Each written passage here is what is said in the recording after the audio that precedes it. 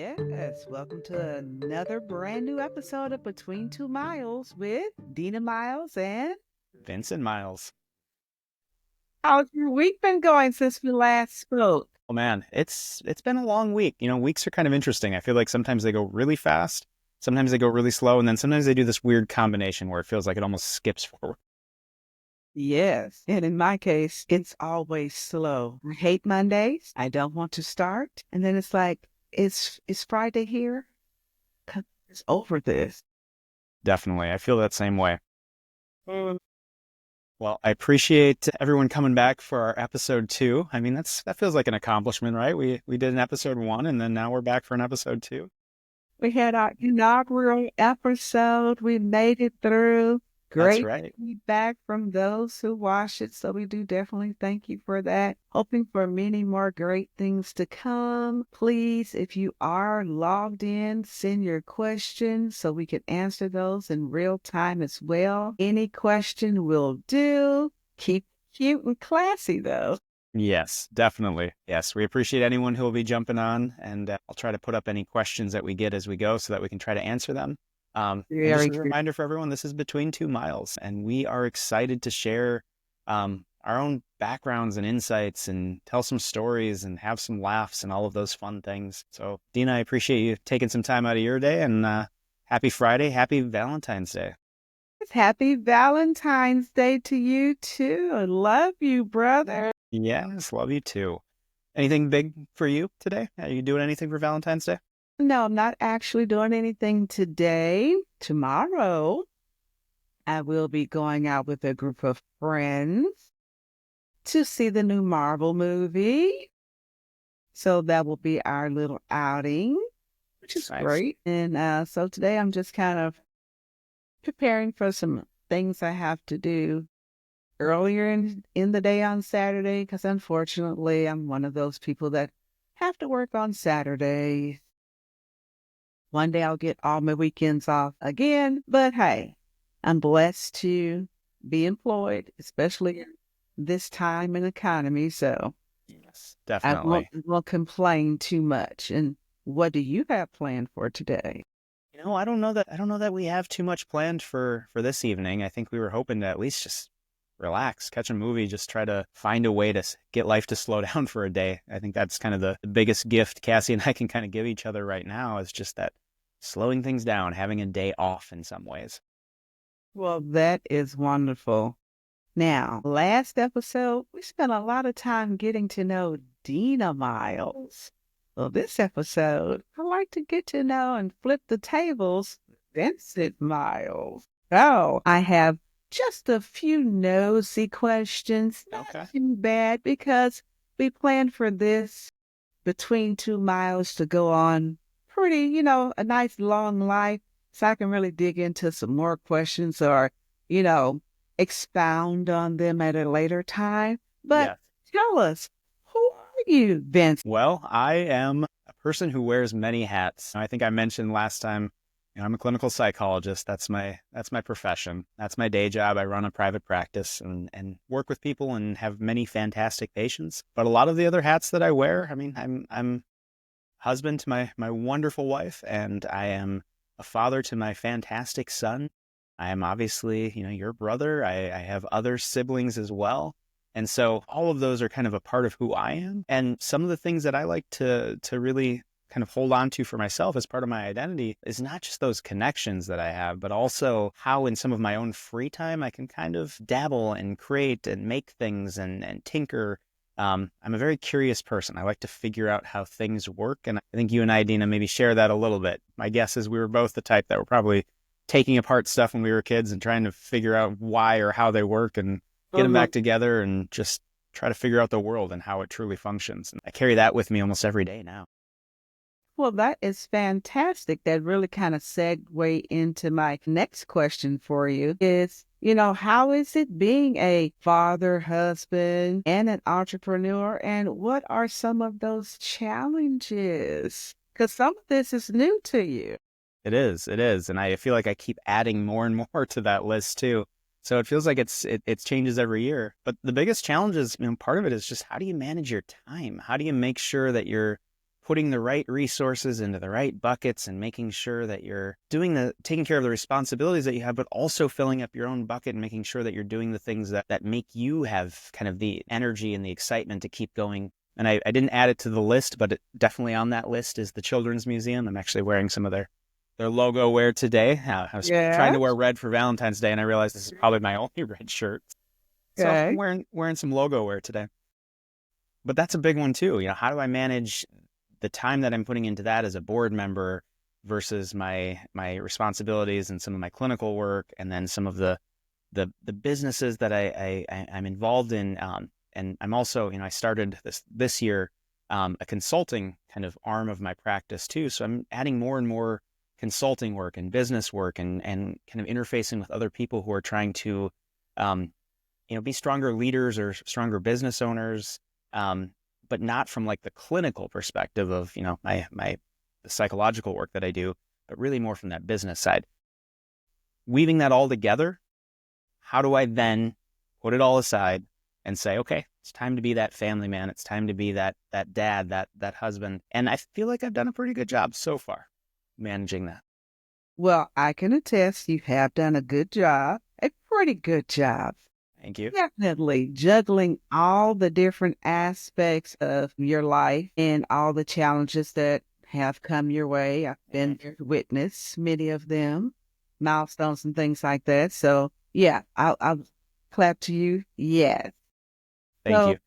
I wanted to ask you that I don't want to delve in it too much because this is a space that can get kind of touchy and stuff like that. And I don't want to disturb your profession. But how important is mental health? That's a fantastic question. I would make the argument, and obviously I'm biased, that mental health really is central to who we are. So it's probably one of the most important things. If we are not taking care of ourselves, if we are not finding ways to improve and grow and make sure that whoever we are, our own identity is something that's being supported and nurtured, then we begin to crumble, become almost a shell of ourselves, and then we can't fulfill all of the other parts of us, all of the other roles and all of that.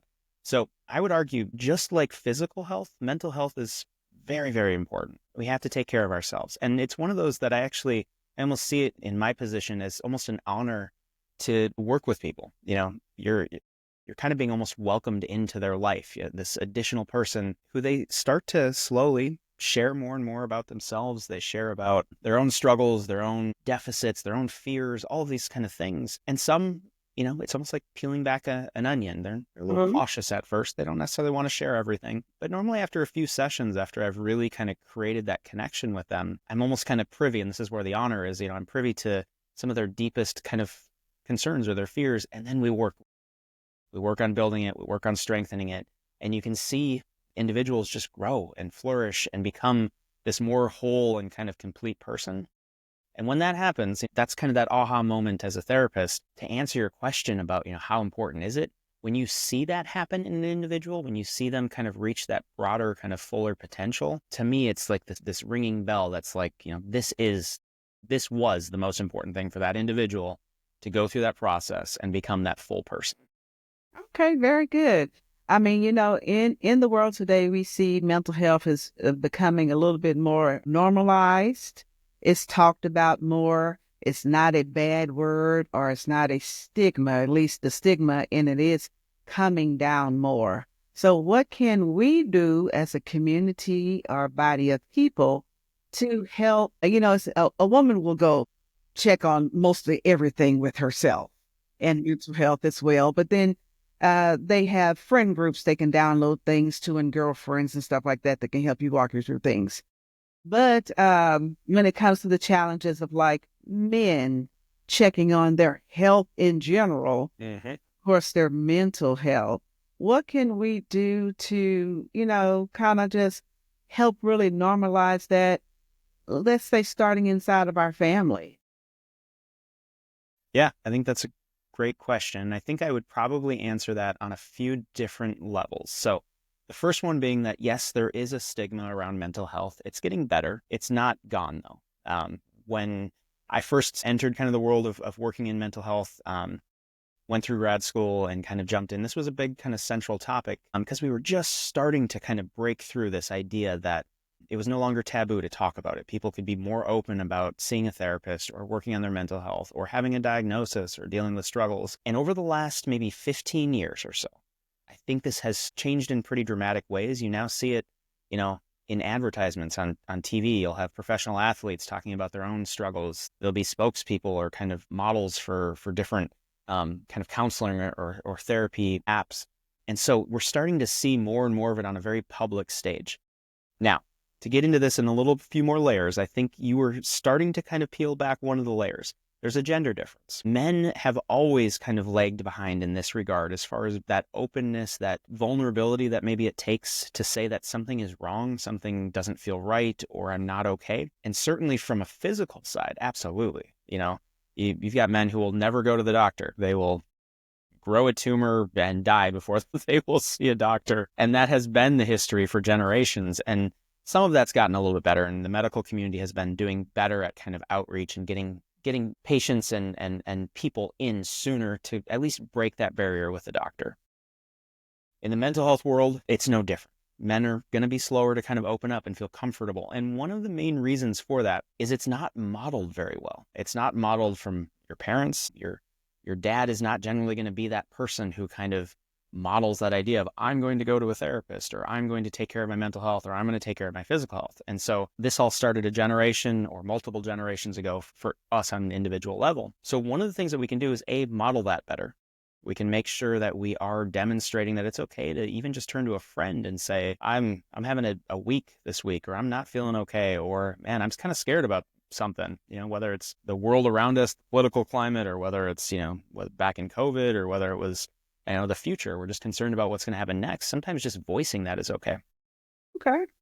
The third layer, and this is an important one, there's also an additional layer when we start to think about kind of race and ethnicity and cultural backgrounds. We don't all come from the same background. We don't all come from this idea that mental health is even a thing to talk about.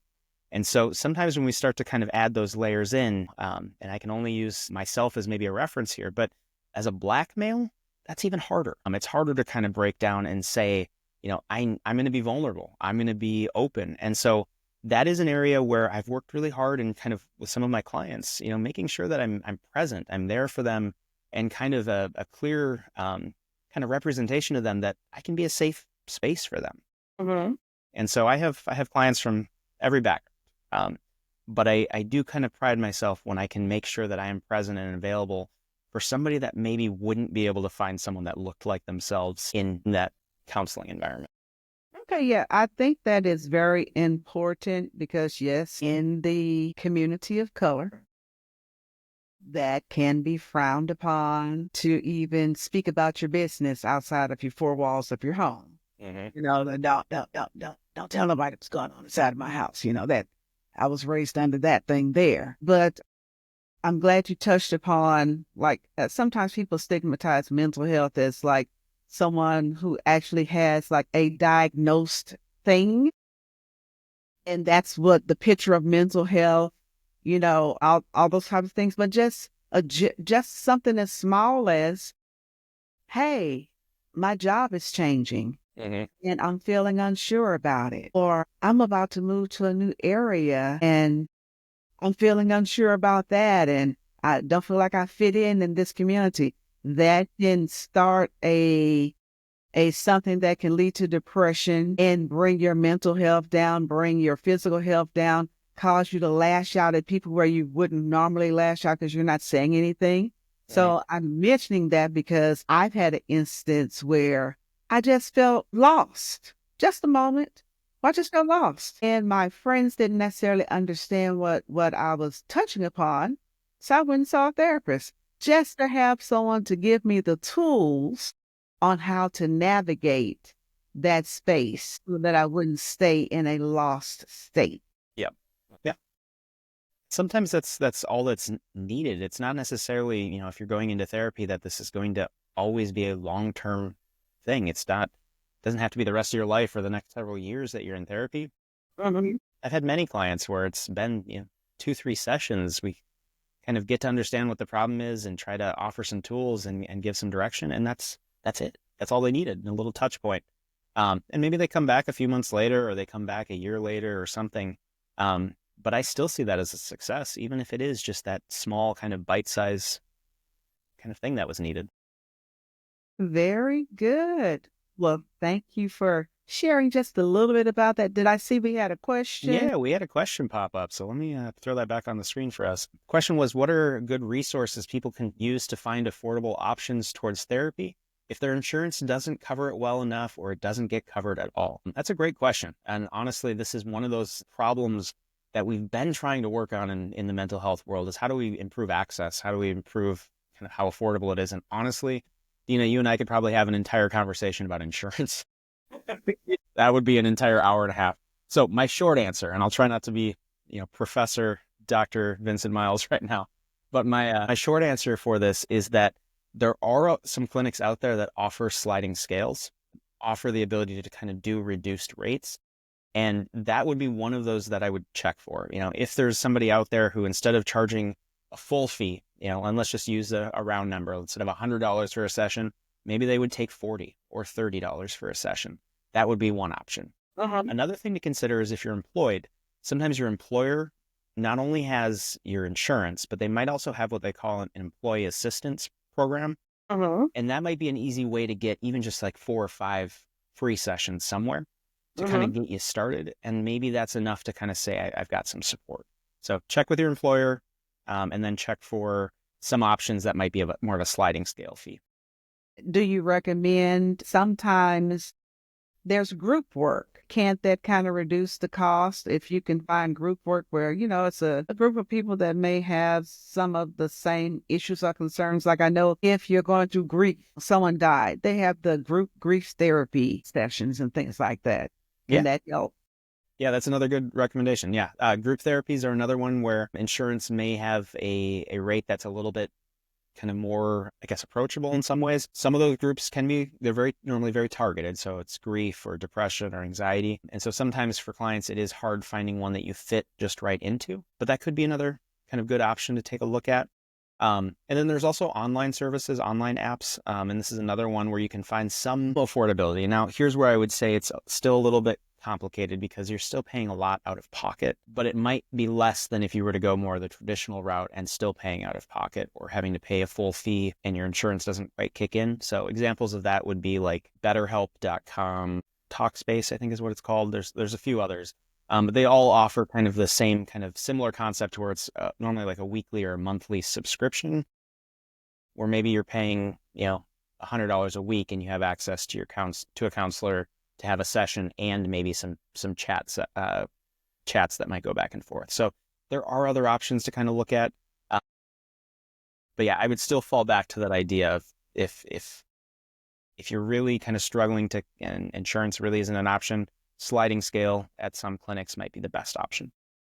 Well, I would also recommend your church. If you are a person that is going to church or can visit a local church, because some people are open and some ministers do have backgrounds in mental health or have taken the courses, gotten certifications, where they can at least get you started in opening up. And then if it's beyond their scope, then, kind of direct you into more of like a person like you, a more professional, or, a psychiatrist that may also deal with medication and different things like that. So the key is, I would say from this conversation, is opening yourself up to be vulnerable, talking to someone and letting them know, and don't just suffer inside. Yes, absolutely. And I think you brought up some really important points. Is not all of it has to be professional help either. Use the networks that you have to. If you're already a part of a community or church or even just a small group of friends, sometimes that vulnerability might need to just happen in those networks too. If it is a larger concern or a larger there's a professional need or a big red flag that I would strongly encourage, if there's ever thoughts of wanting to harm yourself or harm anyone else, always go to the professional there. Right. Go get some help, get what you need. And that professional may simply also guide you back to your own communities, your own church community, your own friend group. Again, just because you start therapy doesn't mean you have to stay there forever.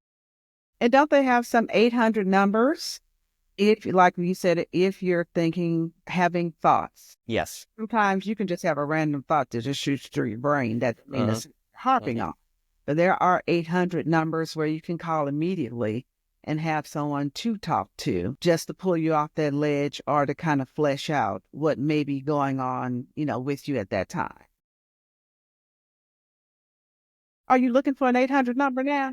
Yes, you are right. Because I feel like because you are saying it, I have to, by my own license standard, make sure that I am making Okay. it clear to everyone. So Well, I will insert that number here. Well, as soon as you get that number, definitely put it up on the screen because we want to, of course, have fun with this channel. But when it comes to serious things and information that can get out there, we want to be able to provide that as well. Yes, definitely, definitely. And I All think right. this is all important stuff. And I'm sure, as our podcast goes forward, we'll circle back on some of these things too. Mhm. I am a clinical psychologist, and so this is central to a lot of what I do. But I'm also a human being, and I know that people struggle. And so, this is where it kind of crosses over in a lot of different areas that aren't necessarily just clinical.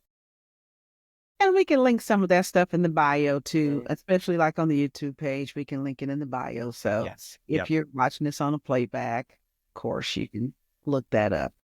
Definitely. And I remembered the number because it was in there somewhere in my head. But they did launch more recently a new number. So instead of kind of a 911, we all know that as kind of our emergency number. Mhm. You dial that on the phone in the United States and you're brought to whatever emergency service you need. They launched recently what they call 988, which is that suicide and kind of crisis line.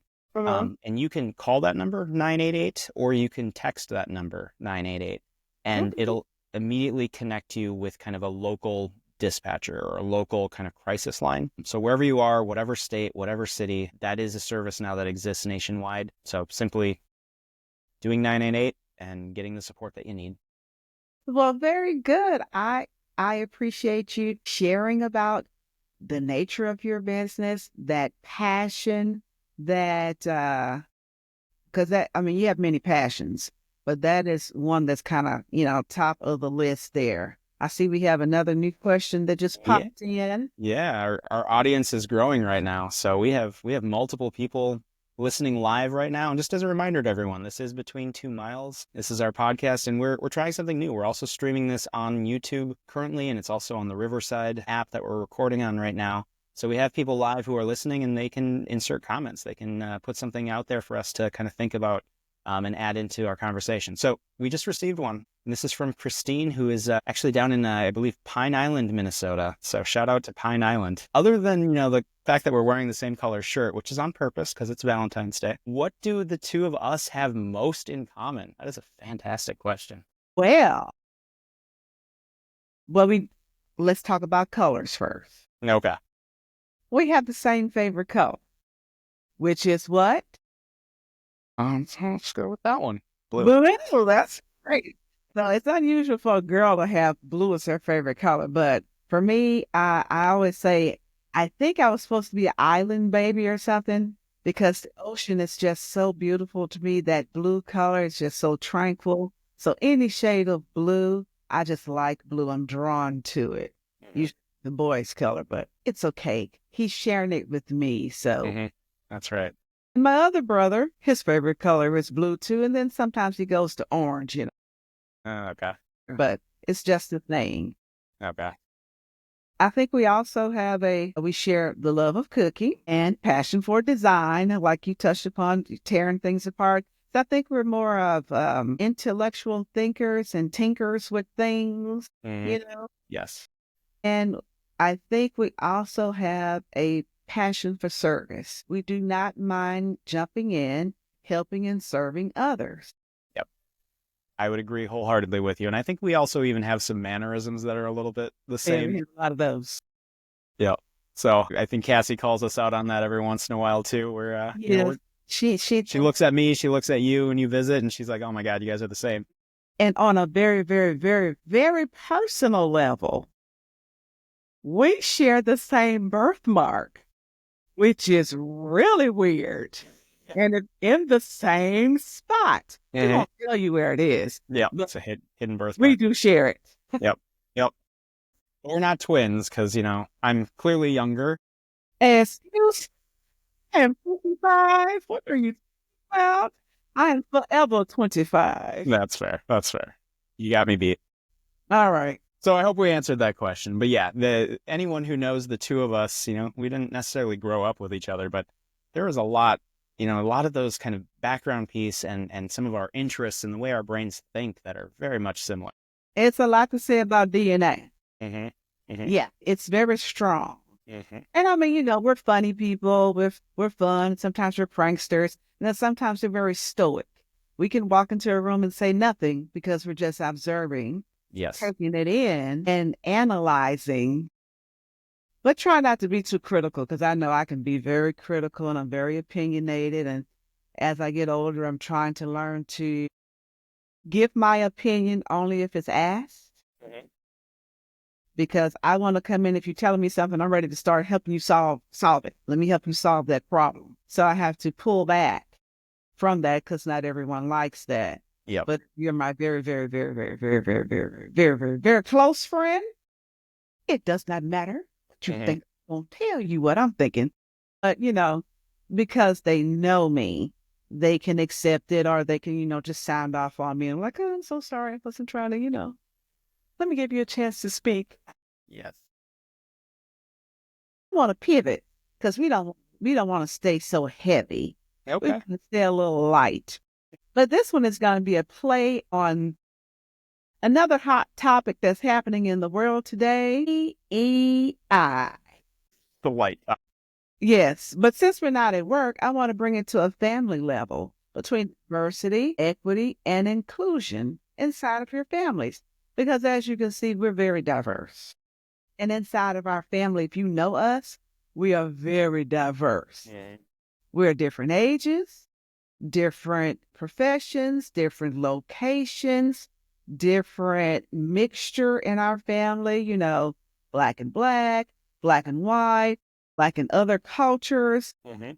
different areas that we mingle with, different friends groups. But I just wanted to different genders, different marital statuses. So it's a lot of diversity inside of this Between Two Miles group because we're, Yes, absolutely. we're a large group. But I just wanted to touch on as our parents are aging, some of us, I'm fully an orphan, but some of us have parents that are transitioning to different things, and we are now going to become the primary older generation inside of the group. Hmm. Hmm. How do we diversify that equity and make sure that we're inclusive of our aging parents, the younger ones that are coming in, like your son's age? I think yeah, right now he's the youngest Yeah. in the Yeah. family. That's a big swing.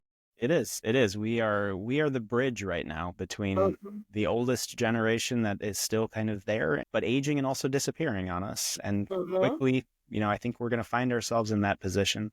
But we Mhm. also bridge all the way to the youngest. And so I think that is an important role. How do we support every kind of different corner and avenue and way of being right now that exists even just within the family?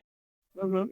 And I think one of the ways that we do that is just by being open ourselves. And there's kind of that adage that let's create the biggest possible table that we can. Everyone should be there. Mhm. Every family member, every person that can, because the whole point of most of the DEI pushes that exist out there, and I think people sometimes kind of lose sight of this a little bit, is when we bring in more lenses, when we bring in more ways of looking at the world and experiencing the world, we can have better outcomes from conversation, from work products, from just creating experiences. And so DEI gets lost in just kind of being this right now, the last 2 months of being this really negative kind of bad thing. But at its heart, what it is creating something better next in the future. And how that happens, and I think this is also something that gets a little bit lost, is what diversity provides is a diversity of thought. So if everybody sitting around a table has the exact same view and the exact same kind of experiences in life, the exact same background, the exact same look. What happens is you end up, people all think and kind of say the exact same thing. You end up with like this echo chamber. And even if the thought is right or wrong, it never gets challenged. It never gets looked at differently. And it just kind of becomes the belief. But a diversity of thought really creates new ideas, innovations, ways to improve. And I think, again, even just within a family system, you're able to sit people down from different areas and say, similar to what we did last episode, what do you think about the Cybertruck? And you're going to have people who give you wildly different answers.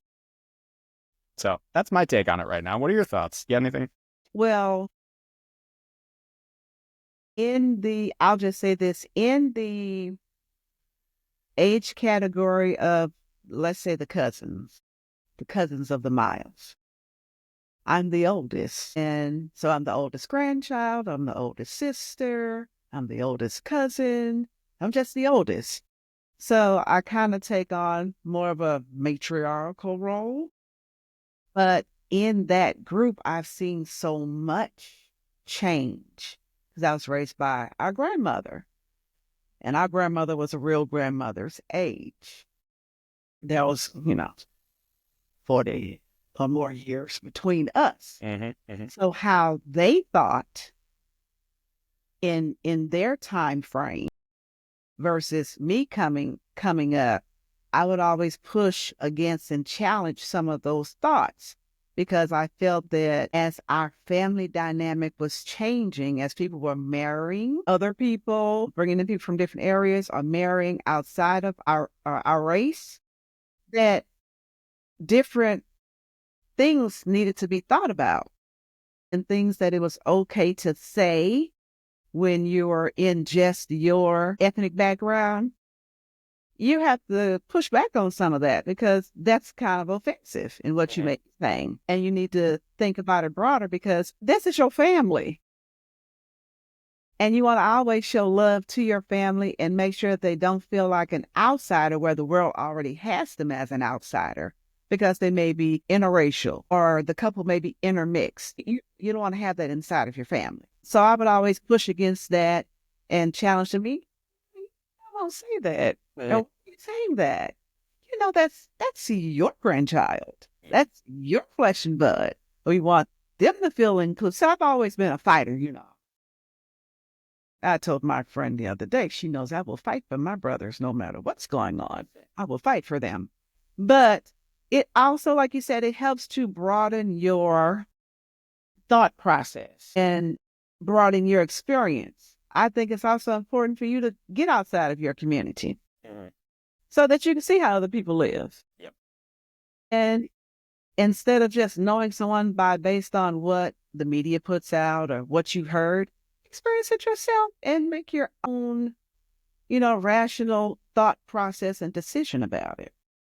Absolutely. The world is a broad place, and I think often we get stuck in our own little circle, our own little bubble, and we kind of lose sight of that. One of the things I firmly kind of believe in, and I'm sure as my own son ages and becomes 18, I'm going to kick myself for saying this out loud, but I am a firm believer that people should live in a different place, even for a short period of time, and then come back if they want to. Because I think there's so much to gain just by living in a different state or living in a different city, living with a different population or a different culture that you can then bring back into your own life and into your own family and into your, even creating new traditions for yourself. And that doesn't happen if you never leave your own thought process. And I think we need to also be intergenerational as well. Yeah. Because that is a big benefit through all the groups. Because at one point, like you're doing this now, you're the parent and that's your role. But at some point, you want to also have an open door where your child can be viewed as your friends. Of course, parent first.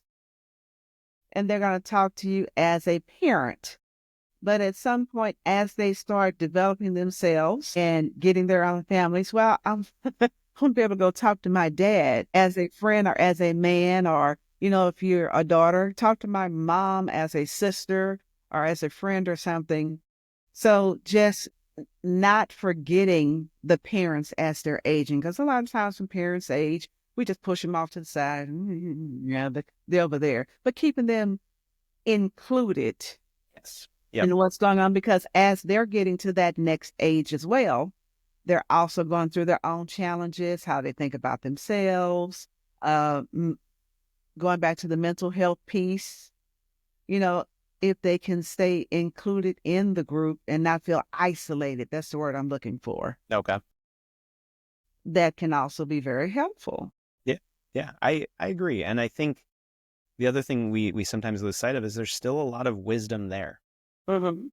And as they age and if you're kind of pushing aside, a parent or something like that, we're losing decades of kind of knowledge and an understanding of the world that could actually be just as helpful now. And so, like you said, keeping them in the circle, keeping them at the table, keeping them a part of your life is certainly that intergenerational kind of knowledge base is then passed along, passed to you. You can keep that process going. Highly valuable for sure. I want to follow up on something you said though, because I think we kind of touched on this on the very, very surface level last episode, but you mentioned this thing that you've kind of become a little bit more of the matriarch. There's been this kind of very natural shift that happens as people age and as families age.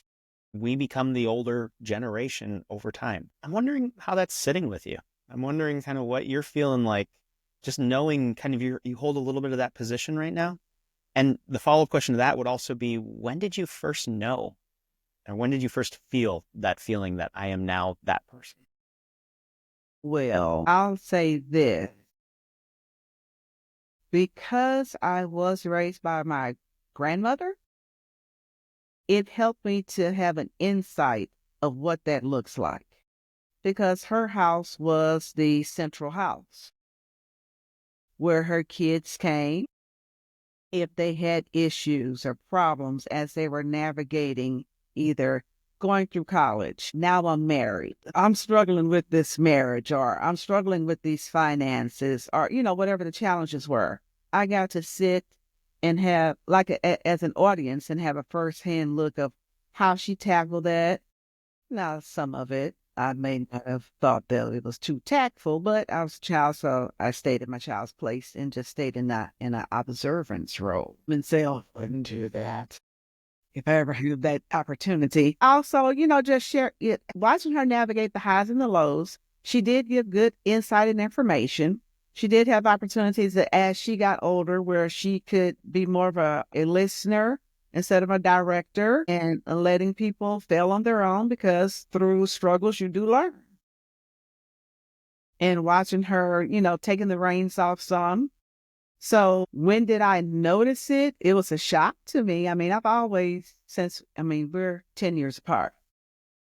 So I've always been like the older sister, and I've always been that person that even if you didn't ask me my opinion, like I said earlier, I'm trying to give some type of navigation, not necessarily tell you what to do, but because I've had 10 more years of experience, give you some insight as to this may be something that you're going to come up against. It's a natural progression. Mm-hmm. Or if you're in this particular situation, but you're not old enough to get out of it right now, stay the course, because your time will come where then you can make your own decisions and you don't have to stay there. You can leave and do something else. I'll say I had a recent discussion with, it's your little brother, but I call him my little brother too. Mm-hmm. And he's listening. So I think you might be on. We'll see. Yeah. yeah, he's listening. So he knows I said this to him, where he made a life change in that, and it's a rite of passage. He became a homeowner. Now, granted, he didn't ask me about this, but I thought I would share with him that because he's a homeowner now, and he has a job, and of course he has to have a pretty good job in order to pay for this home, to just watch. And he was moving out of a small area to a big city. It was all these things going together, just to watch who he engages with and who he allows to come to his home. Because now he has something to lose. Mm-hmm. And he's a single person. Yeah. So yes, he's like me in the streets, navigating the single streets. And wanting to make sure you make good choices. I've made a bad choice before, and it took me a while to get that choice out of my sphere. Mm-hmm. But I just wanted to give him a little wisdom in regards to that. Even though he's a young man and I'm a female, I still could give it to him from the point of he's a high value individual. There will be people out there looking to latch on to him. And if he's not safe, he could end up in a situation where he has an 18-year or more connection to someone Mm-hmm. Yes. that he didn't want. Yes. Or they can move into his space and make what was supposed to be something pleasant miserable for him. Mm-hmm. I did not want that for him. Yes. I just thought I'd share that wisdom to, while you're exploring, learning about yourself at this new stage, still be cautious and mindful of what it is that is out there. Yeah. Now, when did I know that I was now the matriarch? When everybody passed away. So people started passing away on me. I think my grandmother may have passed when I was in my very late 20s. And that was devastating for me. But I kind of started preparing myself for it because I knew she was my grandmother. So my main goal for getting out of college was I didn't date when I was in college. I was like, I'm just going to focus on school because my thought process was, hey, Shane, she could pass away at any moment. And I wanted to be able to take care of myself. So I wanted to maximize those opportunities to get through school and get a job. And so that she can see that I would be able to stand on my own should she transition. Now, she was healthy through the whole course, but I still wanted to keep that in the back of my mind. So I think that kind of matured me early. So I didn't have the college life where I went out to parties and I had lots of fun with my friends and had all these wonderful experiences. I just went to school and I went to work so that I could get out and not stretch this out. If I could do college again, oh, honey, I would be doing all the things. Yeah. I mean, all the things. But I didn't have that luxury. So I've kind of always kind of been in that more matured like role. Yeah. I tried to glean as much information from her as I could because when I graduated, I moved from Baton Rouge to Dallas. And so I didn't want to mess up my finances so bad where she had to rescue me because I felt that she had already rescued me by raising me. And so I wanted to learn early about a budget, managing a checkbook, paying my bills on time. What would happen if I didn't pay my bills on time? What would happen if I didn't have a safety net that I could, oh my God, Mom, can you please send me some money? And that's not there. It's like, well, until you get your next paycheck and in 2 weeks, you need to eat some sandwiches and drink some water. Mm-hmm. Make sure the lights are on. Yeah. And so I kind of learned that early and disseminated that to my brother that's 4 years under me as he was about to transition from college and stuff. But he kind of knew a little bit of that himself because he had an apartment in college. But then as you got to college, disseminate that to you. Yes. And then as the other cousins start, weaning themselves away, disseminate that to them. And then kind of tell that to some of my friends who seem to not get that notion because they always had that safety net. But then by the time I got 32, my mother passed away and I got really ill at the same time. And then it's like, okay, I don't have a mom. Because 32 is a very crucial year in development as well. In your early 30s, you're supposed to have found yourself. If you didn't find yourself, that's that time where you really lean on your parent as a friend. Mhm. and not necessarily a parent, supposedly. And you could ask them, those things. I didn't have that. Yeah, there's So I had, biological pressures that happen at that time. There's all kinds of yes, you pressures. mean Yeah. wanting to start a family or you started a family, different things like that. But I didn't have that because that person is now gone. And, just to back up, since I wasn't raised by my mom, um, there are a lot of things that I didn't have connections with her. And we were just beginning to have them, like girlfriend talks where we can just sit and talk. And I felt that she was gone too early. And I didn't really get to delve into learning my mother as a person or as a woman because she was a woman before she was a mother.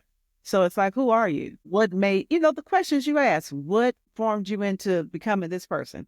Yes. I don't have that. I won't know. I mean, I can ask my uncles, but they were, you know, kind of quite older than her as well. So they only knew her as their baby sister. Mhm.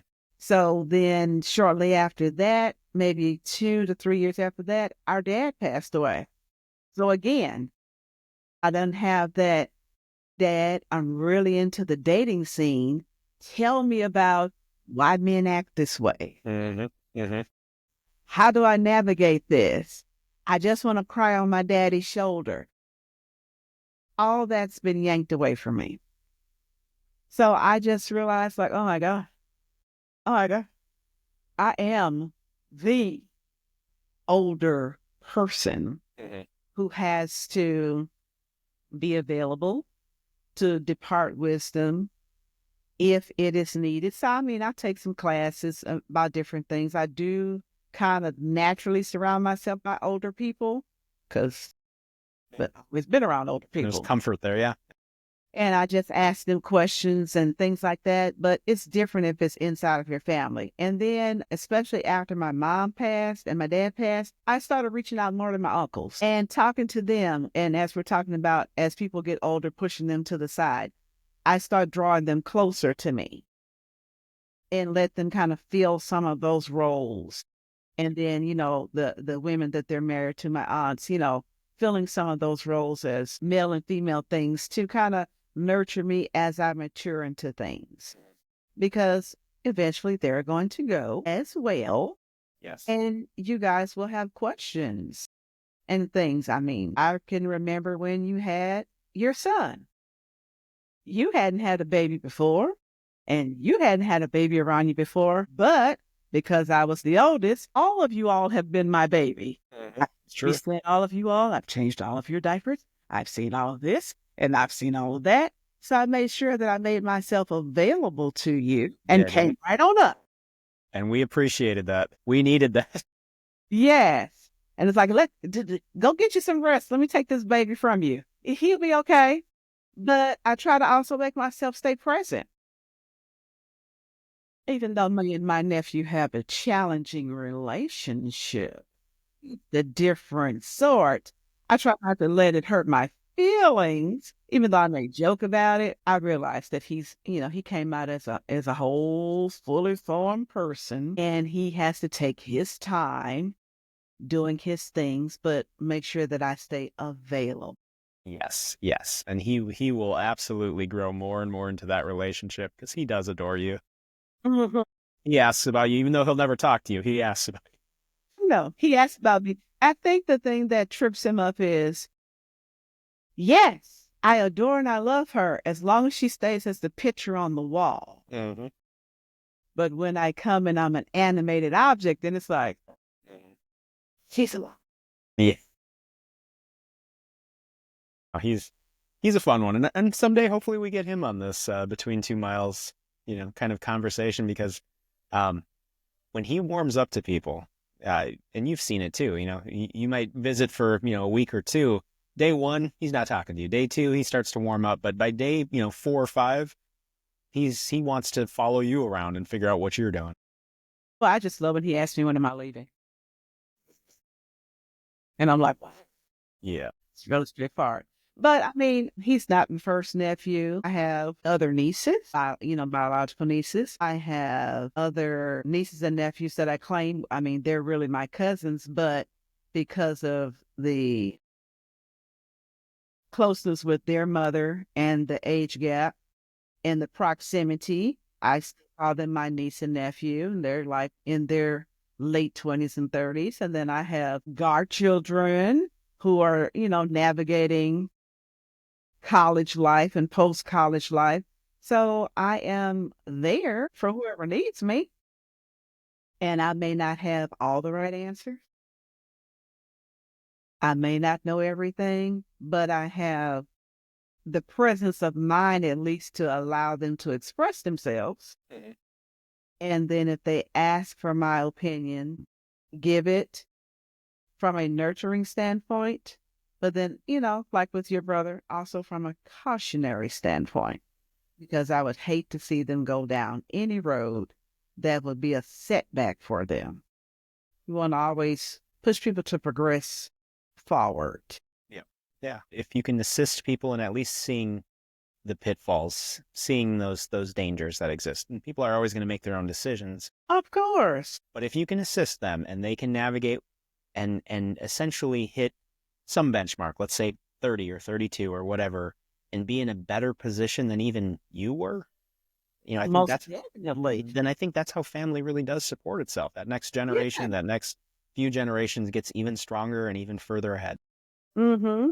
And I really feel sorry for the generation under me just right now at this time, especially how the government is acting with taking things away, putting people on setbacks, especially with things that generations have fought for to progress us forward as a people, and then creating these setbacks. I feel bad for them, but we'll all just stay strong, navigate through this because we're all in this together. Yes. Yep. And just hopefully people will open up their eyes and vote better the next time around. Yeah. Yeah. No, I mean, at the end of the day, I firmly believe our government on all levels should represent the best of us. And I think we've gotten so far away from that it's become a joke. It's become something you can't, no matter what side of the aisle people fall on, you can't argue that the people leading right now are the best of us. Mm-hmm. And that's a shame. Yeah. And it doesn't really reflect our community as a whole At all. Now, let's pivot to something else even lighter. Okay. Oh no. One of us had an opportunity to go on a vacation recently. Did. You lucky person. Yes. Tell me about your best vacation and also the joy that you get when you're exploring your passion. Okay. Okay. Wow, best vacation. That's a hard one to label sometimes. I've had, the fantastic opportunity and I'm thankful for those opportunities to really see some pretty cool things and visit with cool people. And so that's part of what makes travel and vacation so fun for me is some of those connections. So most recently, the one you're referencing, I went to Mazatlan, Mexico with Cassie and her family. We've traveled before with some of them and we've been to Mazatlan with them before, but it does kind of hold a very special place because it's almost like this way to reconnect and kind of pull everyone back together and kind of learn about them again. And so it holds a special place. Now, Cassie, myself, and Desmond were all kind of sick. We had head colds and whatnot. So it kind of feels like we got maybe half of vacation. Now, I won't say that was my favorite vacation, but I do like traveling, with her family. And obviously Cassie, I love traveling with her and Desmond is our new kind of tag along and he did so well on this trip that I'm super excited for the next few trips that we can take with him. But I think some of my favorite vacations, I enjoy the islands. I enjoy sitting on a beach. So it has to be those types of vacations for me. So going to the Dominican Republic or going to, even different parts of Mexico, the Virgin Islands, all of those kind of island Caribbean facing kind of areas, it's paradise. You can't argue with that. So when you're sitting there, feet in the sand, sun just shining on you, with a fantastic travel companion, you feel special. You feel something amazing in that moment. So those are my favorite trips. Now, I've had other trips that have all been fantastic. And so I've been to Europe. Great opportunity to see something that you just don't experience. And it's not relaxing necessarily, but it's eye-opening. And for me, that's also what traveling should be sometimes. If you're going to experience another culture or see something else, you want it to just expand your brain. You want it to be able to kind of take you to a place where when you go home, you're still thinking about those experiences. Mm-hmm. So those are some of my favorite trips. Now, you asked about my passion project. So are you referring to kind of the museum and the feeling that gives me? Is that what you're hinting at? I mean, you can talk about that if you like, but I know you do have a passion for building things. Yep. Crafting. Yeah. Yes. And honestly, I think this all kind of feeds into the museum too. So I don't want to go on a large Great River Children's Museum. Great River Children's Yep. Museum opening soon. Opening soon, opening this spring. Follow us online, greatrivercm.org. Yeah. Anyway, that was my plug. No, for the longest time, I feel like when I have that ability to conceptualize something in my head, draw it out, sketch it out, and then carry it through to actually crafting it, making it happen and make it present in the real world. There's something so fun about that. And I've done it with woodworking. I've done it just, building stuff at home. Um, I've made tables and furniture and other things that really, at the end of the day, I'm able to kind of step back and look at it and say, this is awesome. This is amazing. I created something. And then, carrying that through, the last 5 years, it's really been about the museum. It was kind of that same process, as part of a group, joined the board who had a vision, had this idea that we wanted to create something amazing for kids and families in central Minnesota. We don't have a children's museum here. We have lots of children's museums in Minnesota, but nothing in our immediate area. You'd have to travel 60 miles an hour driving basically in any direction to potentially get a children's museum experience. And so we had this vision and we said, let's do it. And so kind of following it through all of those processes, helping kind of design and kind of craft what the exhibits will look like and what the building might look like.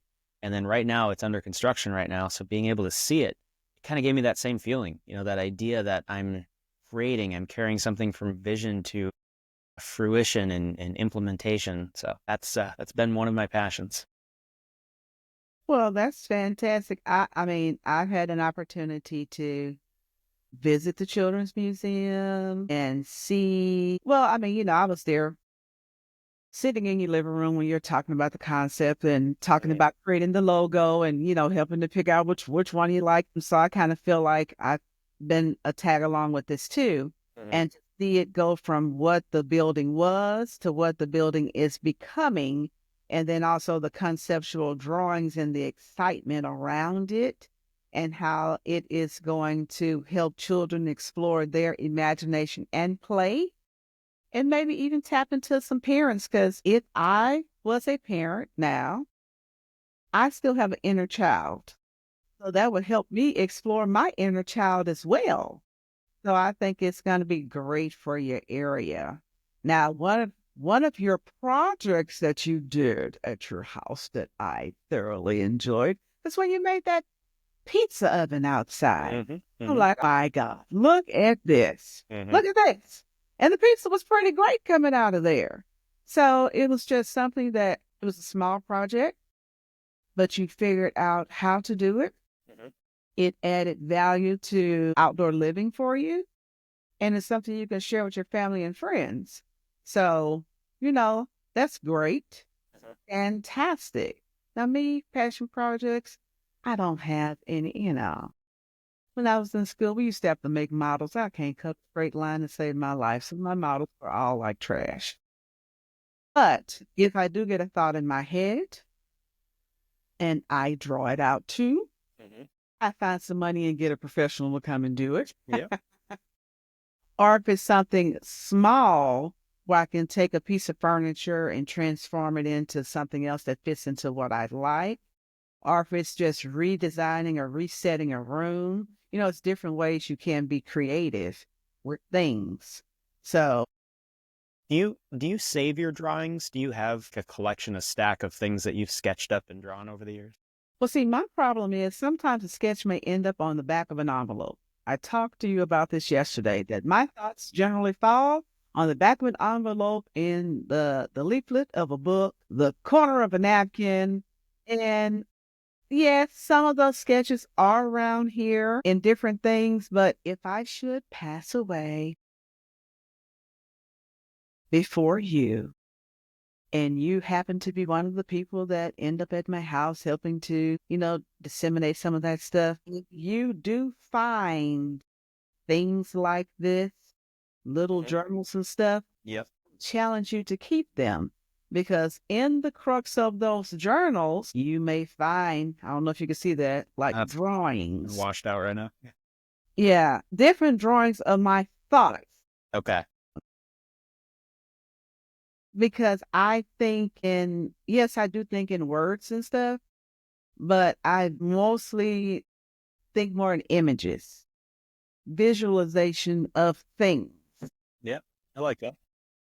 And I mean, this is another Yeah. little, got this from the church when I joined this particular church. And the church asked a question, like it was going to be like a meet the pastor type of question, Mhm. so that he can get to know you as a new person and you can get to know him. So as I'm sitting there looking at the questions that he offered, I couldn't think about the questions um, in the generic sense. I had to do it organically. So here's another drawing. Here we go. It's coming Yeah. into focus. There we go. Yeah. So this is what I was thinking about myself in my Christian walk and journey. Uh-huh.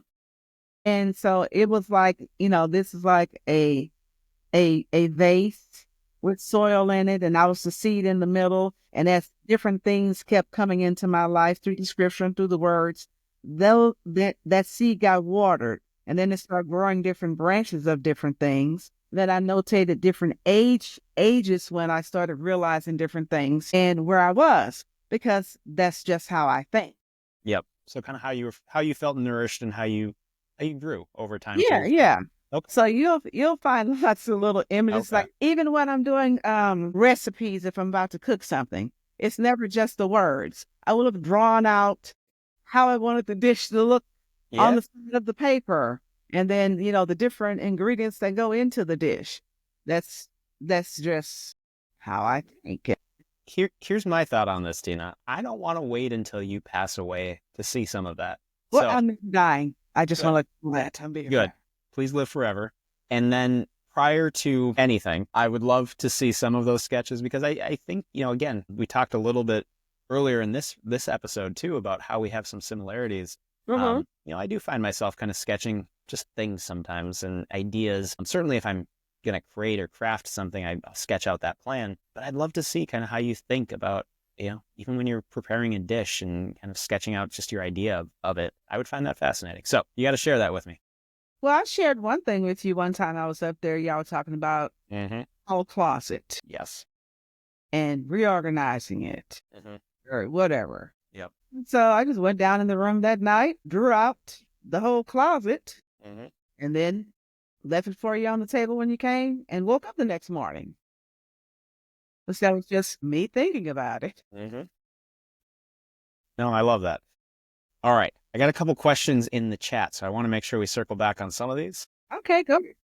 One of them being circling back a little bit on that idea of nature versus nurture. We were talking a little bit about similarities between the two of us, and you and I didn't really grow up with each other and didn't really interface that much throughout early life. We had moments and we had times. So I think there's a huge thing to be said about nature in kind of our own similarities. I'm wondering if you have any other kind of takes on kind of nature versus nurture and maybe some of the other family members, maybe some of the other people that kind of surround us. Well, I mean, even though we were not primarily in the house together, we still had components of the same nurturer, right? Mhm. Because I did spend some time being raised by your mom.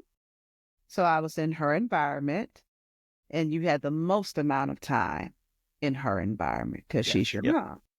So I can understand some of the challenges that you may have faced because I too may have faced some of those same challenges. Mhm. So I can speak to them. And that's the nurture piece. Well, of course, fundamentally, I was raised in an all African American community. But a good thing about my grandmother, she made us go and interact with other cultures. So when I say all African American, my household was all African American. The neighborhood was all African American, but it was more of an affluent African American. Mostly all the people in the neighborhood, upper middle class. Everyone's been to college. They're working professional jobs and stuff like that. And I went to an all black school from 12, no, from first grade to college graduation. Yes. My God. But introducing other activities where I had to integrate myself with other cultures. So you're not just so in that bubble. Mhm. So that's still a nurture piece because she realized that, okay, we are not just a monolith. You are going to live in the world. So you need to get out in the world and Mhm. other people do and things like that. But then just nature. Cassie picks up on, okay, they are so alike. And it's very weird. I think she caught us one day making a sandwich that I can think about that. And it's like, she's like, you make a dry sandwich too? It's like, yeah, what's wrong with that?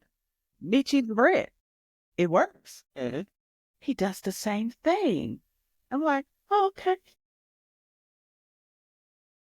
But that's just something no one talks that.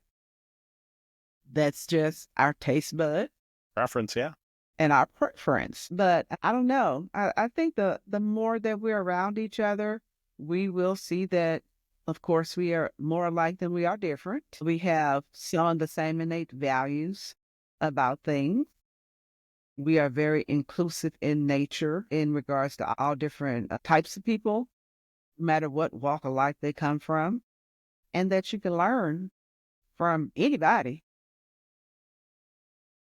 Yeah. Yeah. And, I think in some ways too, just the idea that through kindness and through just simply respecting other people, I think you have a better life. I think you have less tensions, better relationships, better connections with people too. And I think that's something, I've seen you demonstrate that. I've seen you, give your all to even some of your own friends that I don't know. I don't know them, but you've bent over backwards sometimes to try to make sure that they're safe, they're supported. Mm-hmm. All right, a couple more questions to get through, and I just want to make sure we clear our questions because I appreciate people adding questions to our docket and following along on our live stream right now. One of the questions, I think both of these are related to travel. Shane had dropped in a question, what's the next dream destination and when am I buying you a ticket to come along? Great question. Love it. You know what? I think we should all go to Jamaica. Deena, I know that's one of your spots. And I'd love to go there with you. I've never been to Jamaica. So I think we should grab Shane. I think Desmond and Cassie should come along. I think we should all go down to Jamaica, spend a week down there and just have fun. What do you think? That would be fantastic. I love Jamaica. We talked about this on the last episode that I just have an affinity for Jamaica. I got introduced to island person. I think I may have been seventh, eighth grade. We were on a cruise. Grandma liked to take cruises and be with her friends and stuff. And it was my turn. I got to go with her. Yay. And that really opened my eyes to like, people with all these different accents. Because, if you're on a cruise, people are working from around the world on the cruise and like all these different accents. So I'm like, oh, where are you from? Oh, that sounds great. So my ultimate vacation would be to go to Australia because that was the first time I heard an Australian accent when I was seventh, eighth grade. And I just really fell in love with it. Jamaica, it's just something about the place. It's just magical. But I'm pretty sure most island places have a magic to them Yeah. because that trip we went to the Bahamas. But I don't know. I don't know what it was about Jamaica that just really drew me in. And I went, and then 2 months later, I went back because when I went the first time, it was a work trip. I'd won, top mark, and they took all the top people there. And then as soon as I got back, I just didn't get enough of it.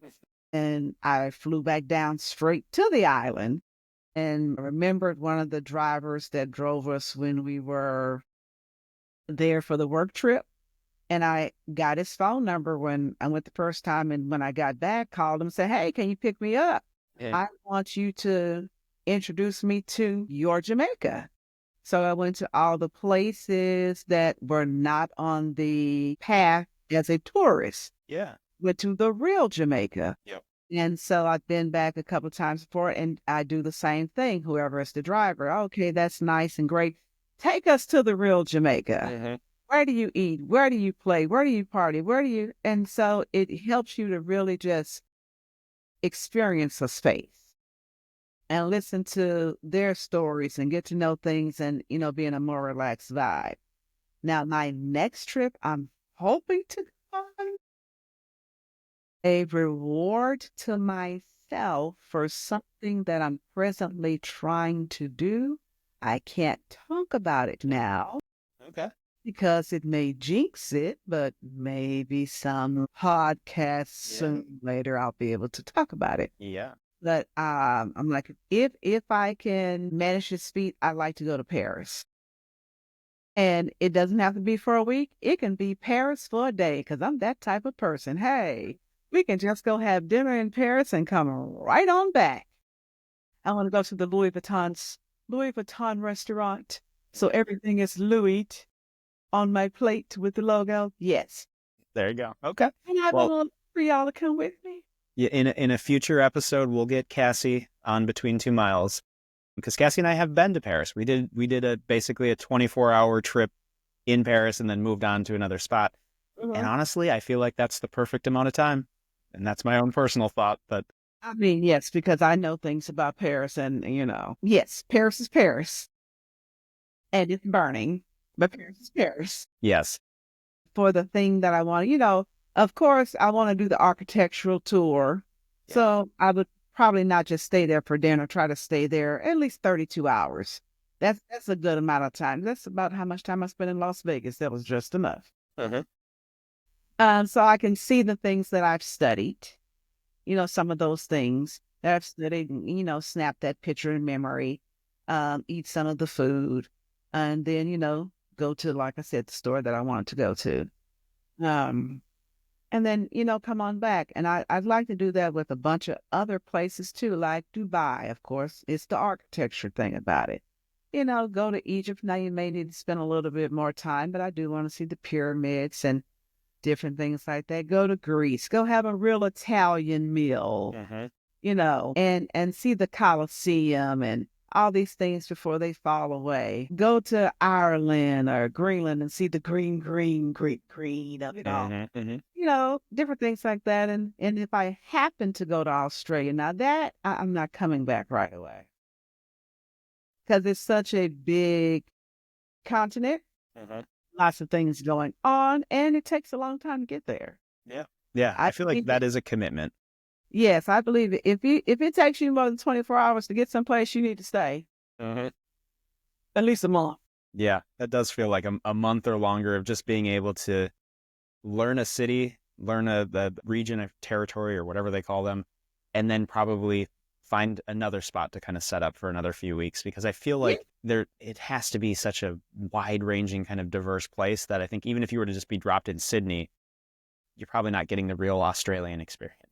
Right. And different, like America, different areas, you're going to pick up different things. And I also have a wish to actually explore America. Because as we travel, really, sometimes you're just going to visit family in the different places, but you're not really exploring all that our own country has to offer. So, yeah, absolutely. Yeah.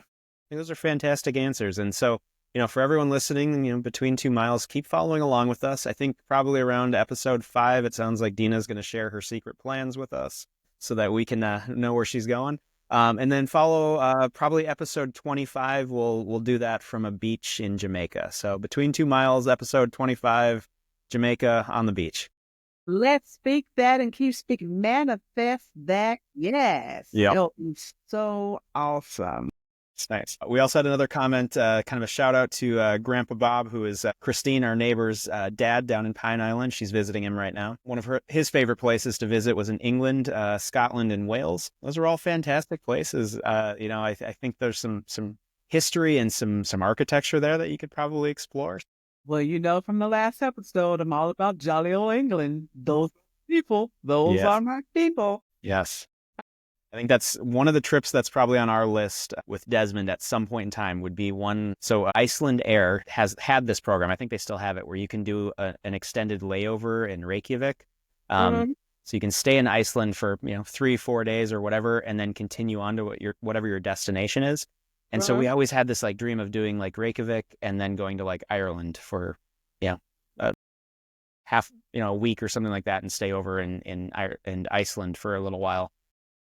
That's still on my list because I do, I enjoy England. I want to see Ireland. I want to see some of those other places, kind of the Upper Isles. And if you do go on that trip and I'm not invited, we'll be having our first sister-brother fight. Okay. Fair enough. I'm just going to extend the invitation now. You're invited. Okay, but when you plan it, because sometimes you guys get so busy that you forget. Yes. And then you don't call me back until I come back. I'm like, wait a minute, hold up now. Wait a minute. Yep. Well, yeah. And that's a little inside joke. Me and my brother have never had a fight. Not yet, but I will remember to invite you so that we can keep that streak going. Our first fight. There we go. For sure. Okay. All right. I think what we should do is we should probably wrap up this session that's the thing I do. Instead of calling them episodes, I'm going to call them sessions because that's how my brain works as a psychologist. So I'm going to wrap up this session. No, I'm going to wrap up this episode because I really, I want to keep some of this content kind of bite-sized for people so that we can keep building on this story. You and I are going to keep chatting, and the hope really is to bring in more of the Miles family connecting points that we have to expand this. And so really that shout out to all of our family, cousins that are out there, the family that exists, getting Cassie, getting Desmond, getting anyone that we can to come join some of these chats. I think it really would expand this because we could, again, have all of these exact same conversations. We could talk about travel. We could talk about DEI. We could talk about psychology. We could talk about mental health. And I promise you that conversation would change every time based on whoever's sitting at the table. Okay, yes, I do agree. So we definitely do thank all who have taken a little time out of your life to sit and listen to us. Send us those questions in the chat. We want to keep those coming and growing this community where people feel that they have a safe space to ask those questions, and we'll answer them with laughter, light, and love, of course. Like you were saying, some of these other questions, if we pose them to other family members, it's just a wealth of different answers that we can get, so we can talk about them forever and ever and ever. But I just have one closing thing to say. Okay. Since we did learn a little bit about you today, what would you tell your younger self? I had a suspicion that question was going to come about through some of the other statements. I think the younger version of myself would need to hear and should hear that there's a benefit and a strength to being authentic. There's a benefit and a strength to bringing myself into all of the relationships and connections and trainings that I have, because I think there's a part that when I look back at life, when I look back at, the 17, 18, 19, and even all the way probably into grad school, version of myself, there's always a part of me that I think was very reserved in making sure that I was playing the part, doing the best that I could to be the presentable version that I had to be. And I think what it did was it took a little bit away from bringing my full self into some of the friendships and connections. And as I've gotten more comfortable with people, they certainly see me, they see who I am. But I feel like I probably could have started there with a lot of the people that know. Very good. I can echo those same sentiments. I was thinking about it as you were talking, that if I had a chance to go back to my younger self, I would tell myself to have more fun, Yeah. not live so much in the fear of what could happen. Because I mean, inevitably, the things that made me stay on, stay that course, they were going to happen anyway. But to just have more fun and building more closer relationships with people. I heard someone say today while I was just kind of getting ready that the space between the unspoken word is where the fear actually lives. So that time that passed that I didn't, step out on faith and ask those questions and talk, then I've lost the opportunity because I had a fear of how are they going to take that? But just, giving myself a little bit more grace. Yeah. No, that sounds good. And I agree it wholeheartedly with that. Well, very good. Well, I think this was a fantastic episode, or as you say, session, Session. where we could come together. I always enjoy speaking with you. Anytime I get to spend time with Mhm. my my brothers, my extended brothers, or Mhm. my family, period. I'm going to make sure that I enjoy it and have fun and try to make memorable moments. All right. Well, thank you again. And thank you to everybody who's following along online. And thank you for listening once we get this posted. Keep following us. Between 2 miles, we have a Facebook page. We have a YouTube channel. We have, I believe, a channel on Spotify as well, where some of these episodes will live. And we'll keep adding to that collection. Our goal is to keep this going. And keep following us, keep asking questions. It really does help the conversation kind of grow and be dynamic. Yes, and also if you're listening to this as the replay once it posts, post those questions down there. We will kind of make sure that we read those comments, and if we can answer those in post, we'll go ahead and answer those as well. But again, share this with your friends and family. Know that this is a safe place to come and join in this community. And you have a wonderful and happy Valentine's Day. Share love with your family and friends. Right. That's right. All right. Thank you all. Thank Bye. you.